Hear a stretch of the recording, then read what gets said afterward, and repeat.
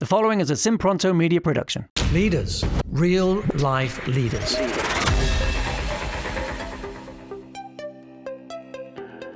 Hey guys, welcome to today's episode, and we have Ryan Berman with us, and we are talking all about courage, and he's got tons of different websites. We're so excited you're here. Ryan, tell us a little bit about yourself.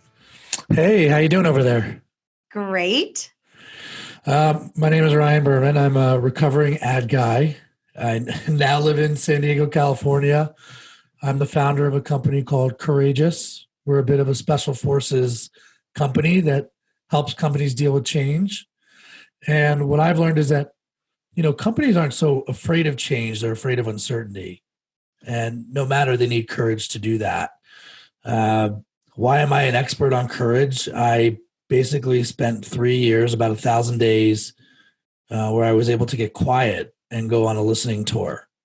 And I had a chance to sit with what I call the 3 Bs: the brave, the bullish, and the brainiac.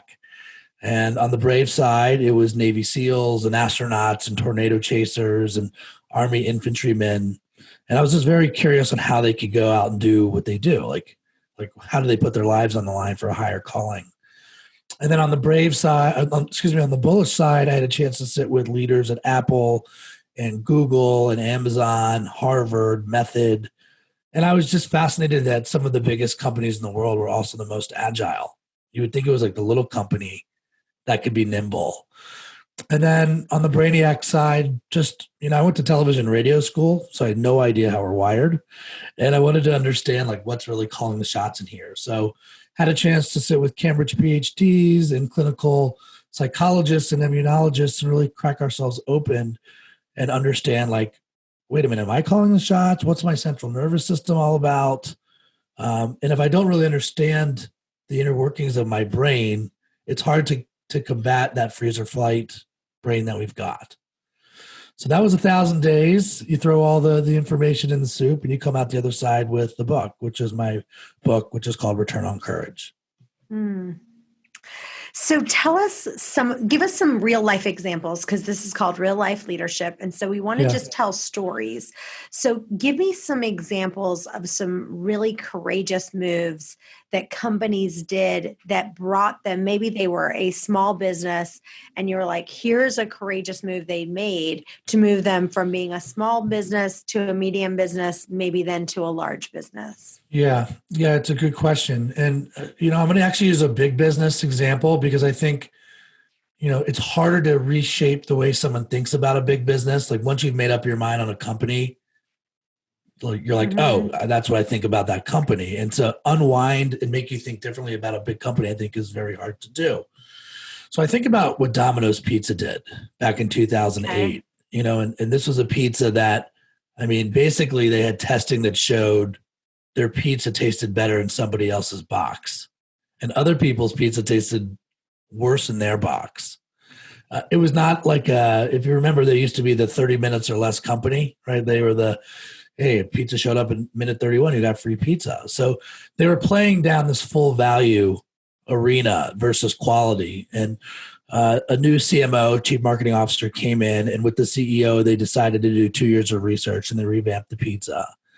And they had research that showed that their pizza now tasted better than the competitive set. And the way they went about telling America to try them again is to tell America that they messed up. And they actually they spent their own money in advertising to show their pizza sticking to the box or focus groups of people hating on their pizza. And they basically were human with us and said, oh, yes, we did. We changed everything from the crust up. Now, Russell, who was the CMO at the time, when he joined, there was 3 years of negative sales. The stock price was as low as $2.84. They go on this journey. They spend their own money during the NFL playoffs to say they messed up. And a decade later, their return on courage by getting the product right, by the way, and being more courageous with their marketing was over $300 a share. So you talk about a brave company doing courageous things. And it all started with going back to their roots and really getting their product straight and then having clarity on how to make decisions. So every decision that Domino's makes is through the filter of, oh, yes, we did. If it's an oh, yes, we did moment, they do it. And if it's not an oh, yes, we did moment, they don't. That's a really great example. Can you think of any other examples like that? Yeah, I mean, again, and a lot of these are covered in the book. Another one is, and I think, look, if I'm the audience right now, even coming out of COVID, think about the importance of purpose and the importance of like, we're going to come out the other side here. And like, do you have so you said it's real life, right? So like, do you have a real purpose or is it a BS purpose? Like if you have a genuine purpose that's going to actually make people want to work for your company, then you have a shot. So Method Soap is another one that comes to mind. They thought it was a little odd that you had to wear rubber gloves to clean your house. Like how clean are the ingredients really if you have to wear rubber gloves? So they went out and they came, and their purpose is the people against dirty. So are you for dirty or against dirty? I mean, they made an actual rally cry. I always say it's good to have a rally cry in your why to push your business forward. Meanwhile, 23-year-old kids, 24-year-old kids are coming out of school dying to work for a soap company. It's soap.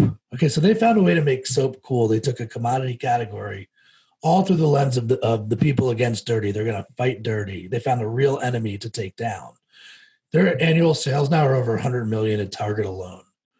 And so the point is, if they can make soap cool with a genuine purpose in a commodity arena, I think it's there for the taking for any business that puts in the work to figure out what is their actual purpose. That's going to make people want to wake up in the morning and work for them every day. And as you know, if you don't have that, you're going to have attrition problems, and that slow down time. You got to find new people, and are they the right people?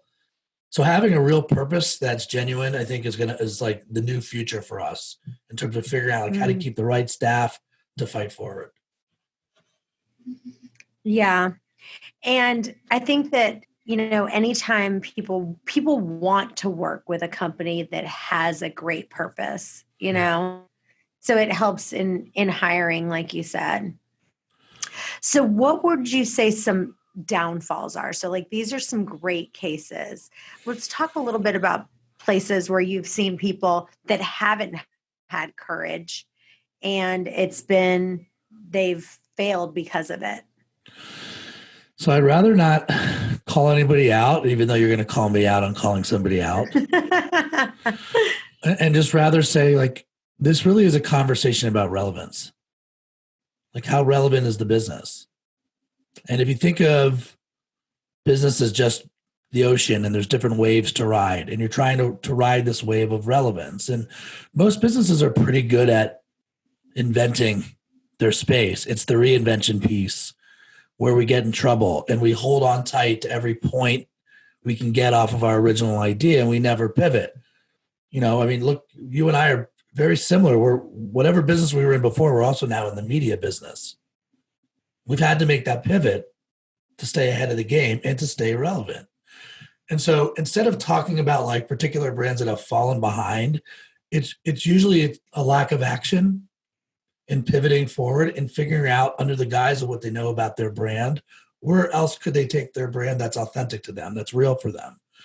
And the companies that are winning are doing that. Some, they're not just technology companies, they're media companies, and I think that's the idea, is to like think about how do I reinvent myself and stay in the conversation of relevance.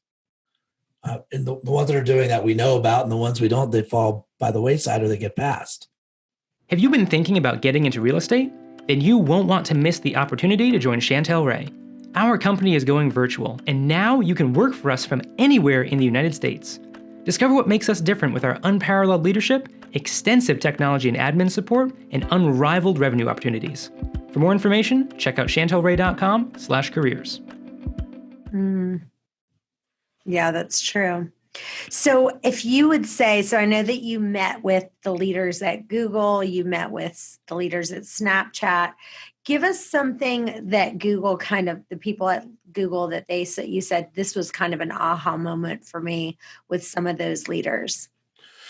What I loved about what they were doing is they weren't leaving things to chance, which is probably not surprising coming from Google. And it certainly helps to be Google because you have revenue for days, right? And I think we have to be more scrappy as a smaller or mid-sized business to think about how we spend our money. But what I would do right now is I'd actually create an experimental budget. even if it's 5%, like put 5%, 10% aside. And I would put together a little experimental task force. And it doesn't have to be your executive team. In fact, you probably want a melting pot of people that aren't afraid to speak up, that and give them 6 months of coverage or 3 months of coverage and be like, where should we take our business? Here's 5% of our budget. Come back with a recommendation where I can move 20% of my budget to in the next year. And I think that is the problem. We're so focused on reacting to the market as it is. We're not putting in process and infrastructure to be proactive about creating our future. So most companies are inactive or reactive. And I think the goal here is to be proactive and actually create process to create your tomorrow. That's what Google's doing. They're putting 5% of their budget aside. He's putting a little special forces elite team on the future. They're going to learn something no matter what. And he's going to provide cover to the leaders of the company. But the hope is they come up with something where the world actually needs it, and then they're going to double down and make an investment in that arena. I love that. Is there any tips that you can think of to kind of think out of the box? So I remember, one of the guys that I was talking to, he was a landscape company, and he was talking about how he had like this company-wide meeting, and he decided to have everybody brainstorm. And the guy that came up with the best idea to move their company forward, it was a landscape company, and they would go out every time and they would say they'd spend all this money on giving quotes to people, right? And they had this like intern that I think his job was just to collect trash, like, after they cut the trees or whatever. They said all his job was to clean up.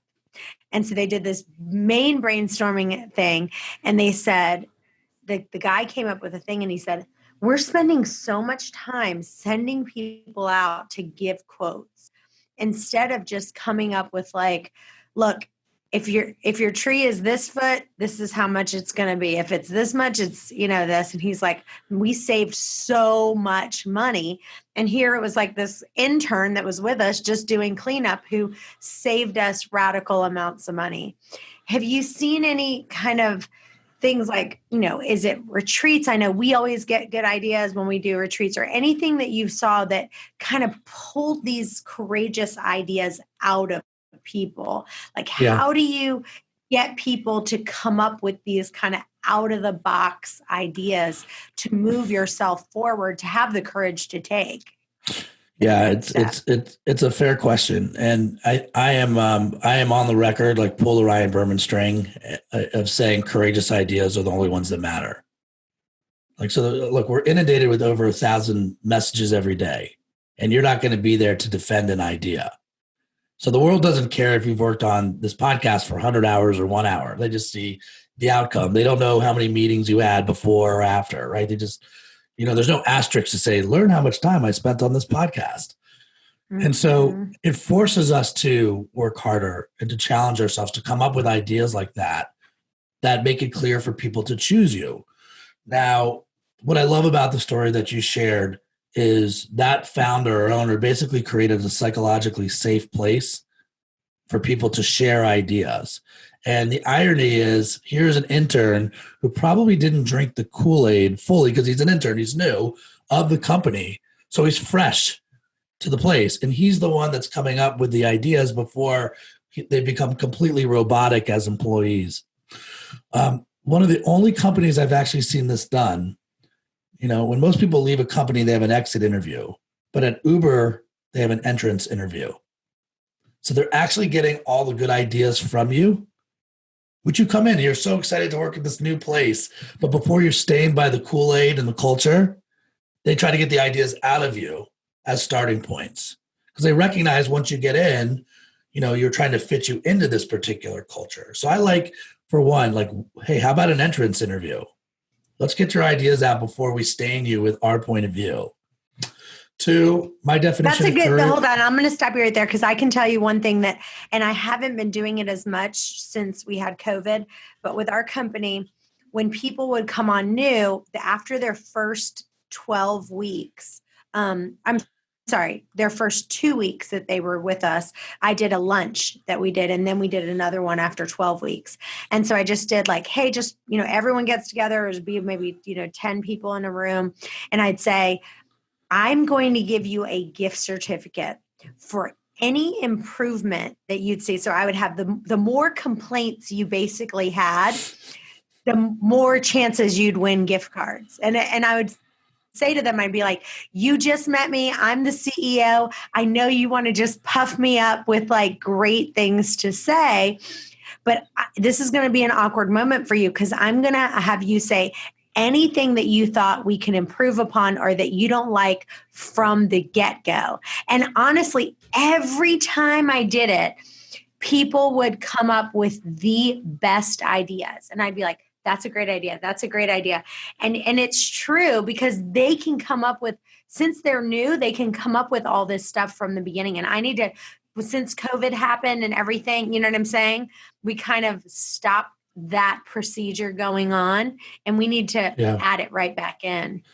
Yeah. And again, what's great about you is it's so clear that you know who you are. So all you need to do is continue to give people permission to be themselves and come back with their ideas. So, and it's tough as the CEO because it can be tiring to be the CEO. You've got plenty on your plate. But again, all you're talking about is creating a process and then giving your team permission to share those ideas. And by the way, your company is going to be better because of it. Now, how many people feel that way? So when I talk to the people that studied our brain, right, this was the problem, is that we're so stuck inside our own minds. We're afraid to share. We freeze up. And so giving people permission, making them feel safe to share is a big win. Okay, good. Okay, that was the first one. What's another one? Look, my definition of courage is knowledge plus faith plus action. And it has to be all three for it to be courageous. So how often have you known the right thing to do and you felt it was the right thing, but then you take no action on it? Like, that's not courage, that's paralysis. Or maybe there's been times when you felt it was the right move and you leaped, but you didn't have enough knowledge to make a call. That's reckless. And I think knowledge and action without faith, if you're numb on the inside, you're going through the motions, that's status quo. You're working on safe. So it has to be all three. Like, what do I think about this idea?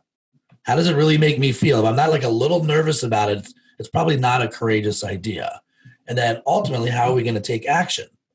So if you actually created a piece of paper and you broke it into three and you had knowledge, faith, and action, and you literally wrote down, what do I know about this problem? Like where I thought you were going, by the way, with the cleanup intern, with the landscape thing is, wow, you know what would be amazing from a utility standpoint? If you just went out and cleaned someone's property for free and showed value by being useful. No one's doing that. So like, that's sort of the knowledge piece, and like have the faith that that's going to lead to a relationship.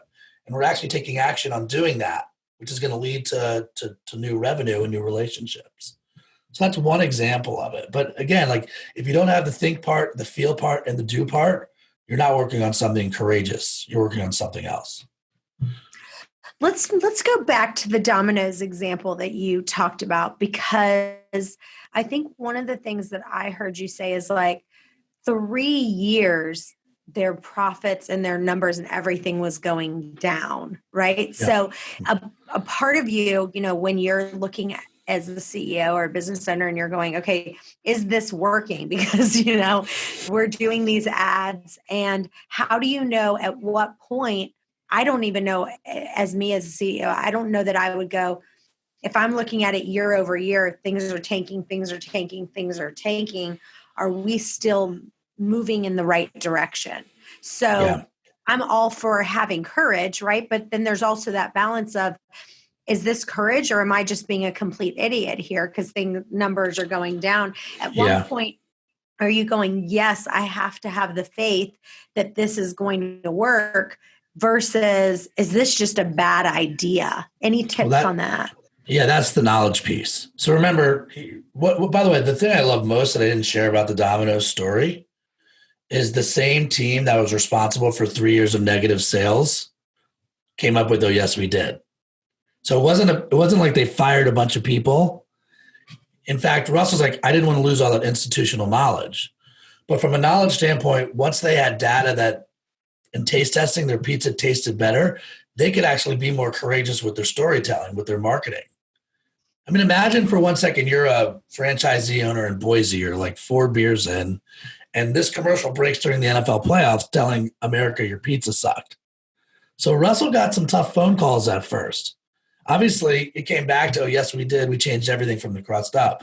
He actually said they were 2 days from running out of pepperoni after the spot ran. So again, this was not a reckless move. They actually had knowledge that people liked the pizza, and taste testing it did way better than the competition, which allowed him to push in marketing and storytelling. Got it. Well, this has been amazing. Tell listeners where they can find you, where they can follow you, and a lot about your book.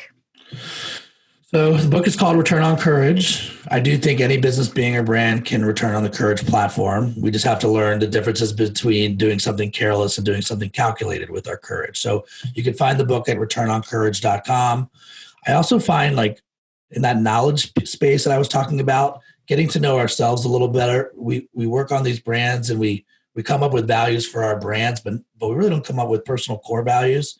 So if anybody actually wants the free personal core values assessment, email me at Ryan Berman at couragebrands.com, and I will send this to you.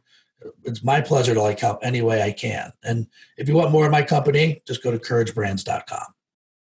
All right. This has been awesome. Well, you guys stay tuned. We'll have another episode coming up in just a few. Bye-bye for now. Thanks for listening to this episode of Real Life Leadership. If you'd like to get the show notes or access more resources, log on to reallifeleaders.com/podcast to get the show notes from this episode and any other resources we might have mentioned. And also, we'd love to hear from you. Be sure to review or rate this podcast on Apple Podcasts to help spread the word. And if you have any leadership questions you want answered, email podcast@reallifeleaders.com.